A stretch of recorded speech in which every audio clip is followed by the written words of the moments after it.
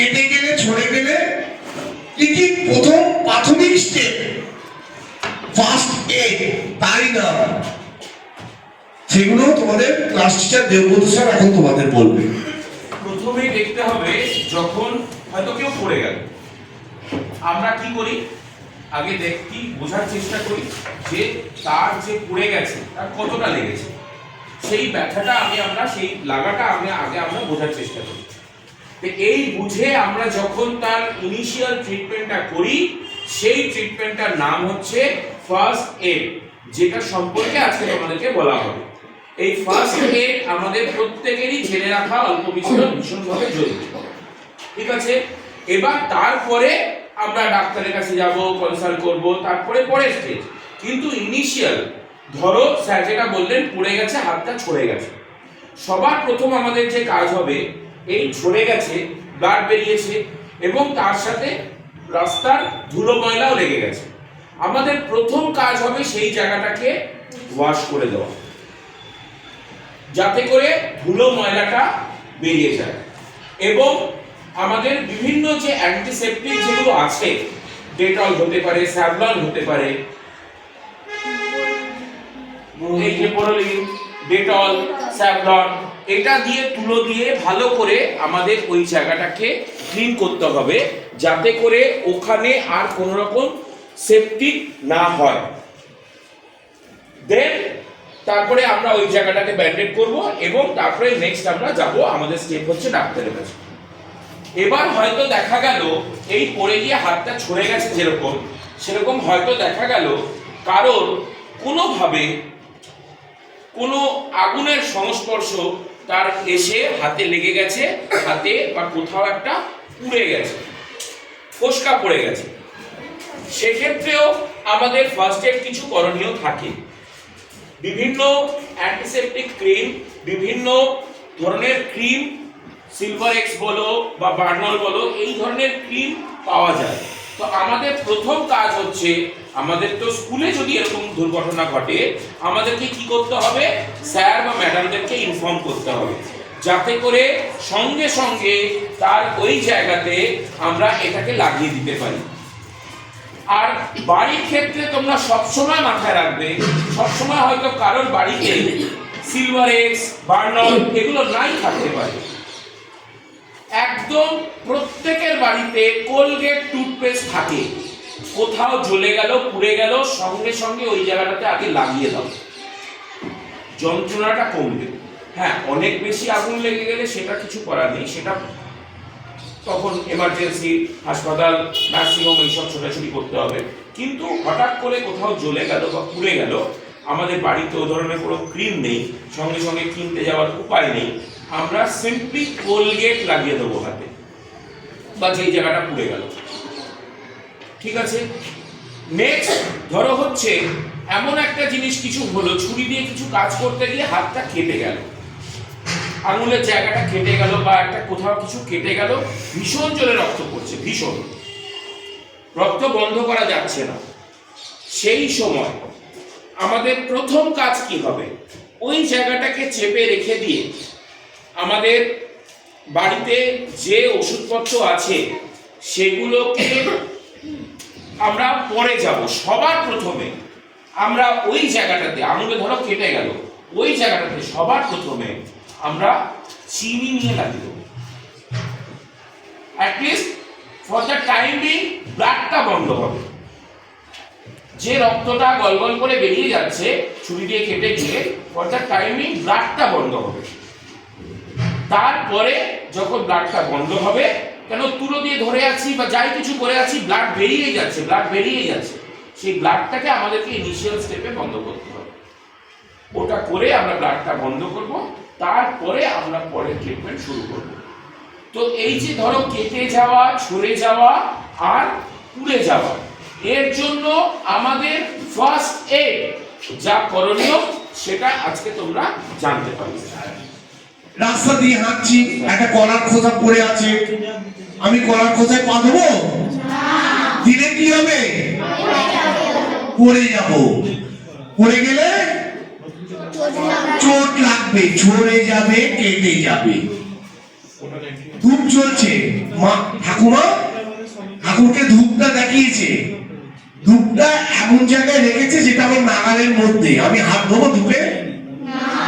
দিলে কি হবে? হাত পুড়ে যাবে। আচ্ছা, তোমার মা পেঁয়াজটা কাটছিল ছুরি দিয়ে, আমি মাকে যে মা একটু রান্নাঘরে গেছে, আমি সঙ্গে সঙ্গে কি ছুরিটা নিয়ে খেলা করব? করলে কি হবে? হাত কেটে যাবে। এই যে হাত কেটে যাবে, ঝরে যাবে, পড়ে গেলে ফেটে যাবে, এর জন্য অনেক কিছু আমাদের করণীয়। এক একজন স্যার এক একটা বিষয় বলবে, যেমন আমি তোমাদের ক্লাস টিচারকে বলবো কেটে গেলে কি করণীয় সেটা উনি তোমাদের বলবেন, তাই তো? কেটে গেলে তোমরা কি করো? আগে তোমাদের থেকে শুনে নিন, কি করো তোমরা? ওষুধ লাগাও, তাই তো? সবাইকে এটাকে ঠিক পদ্ধতি মনে করছো যে কেটে গেল সঙ্গে সঙ্গে ওষুধ লাগালাম, এটা ঠিক পদ্ধতি না। তা কি সঠিক কি বেঠিক এটা এখন তোমাদের ক্লাস টিচার বলবে। কেটে গেলে ধরো তোমরা মাঠে খেলছো, পড়ে গেলে অনেক সময় হয় না, পড়ে যায়, তোমরা বা তোমাদের বন্ধুরা বা ছোট ভাই বোনেরা পড়ে যায় মাঠে গেলে, তোমরা কি করবে? ধরো কোনো তোমাদের নিচু ক্লাসের বোন পড়ে গেছে মাটিতে, কেটে গেছে অনেকটা, তোমরা সেই মুহূর্তে কি করবে? আগে তাকে তুলবে, পড়ে গেছে তাকে তুলে ধরবে, তো মাটি থেকে উঠিয়ে দাঁড় করাবে তাকে।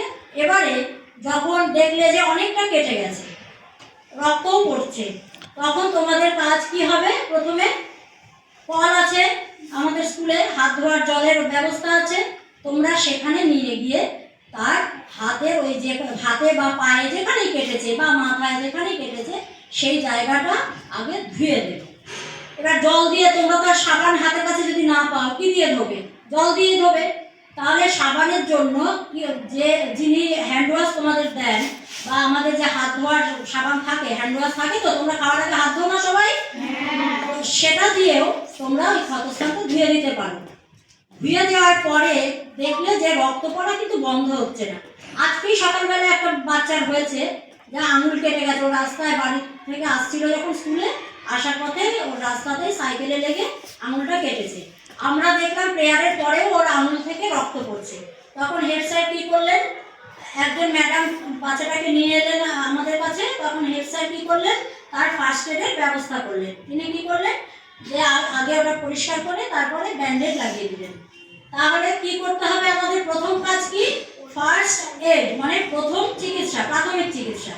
আমরা ধরো রাস্তায় হাঁটছি, কোনো মানুষকে দেখলাম, আমি পিছনে, আমার আগেই একজন কেউ বৃদ্ধ মানুষ বা অল্প বয়সী কেউ হয়তো হোঁচট খেয়ে পড়ে গেছেন, তার কেটে গেল, ওই মুহূর্তে তুমি ছাড়া রাস্তায় আর কেউ নেই, তোমাকেই তাকে কি করতে হবে? রেস্কিউ করতে হবে, তাকে বাঁচাতে হবে, ওই সময়টাতে তাকে সাহায্য করতে হবে। তাহলে কি করবো তখন আমরা? কি করবে তুমি?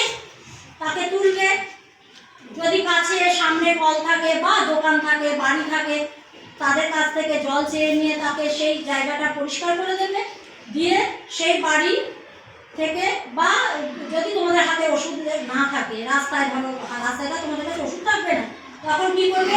কাছে যদি ওষুধের দোকান থাকে সেখানে নিয়ে যাবে, না হলে যদি পাশাপাশি বাড়ি থাকে তাহলে বাড়িতে যার কাছে জল চাইলে ধোয়ার জন্য তাকে বলবে যে কিছু ওষুধ আছে, বোরোলিন বা কি বলো, কেটে গেলে কি লাগায়, সোপ্রামাইসিন, এই সমস্ত ওষুধগুলো অ্যান্টিসেপটিকের কাজ করে, মানে কেটে গেলে যাতে সেপটিক হয়ে না যায় তার জন্য আমরা কি করব?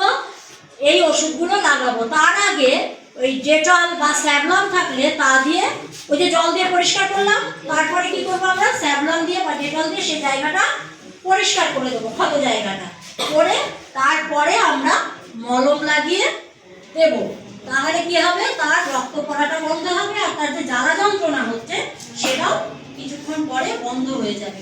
যদি দেখি তাতেও কাজ হলো না, তার অনেকখানি কেটে গেছে, তখন আমরা কি করব?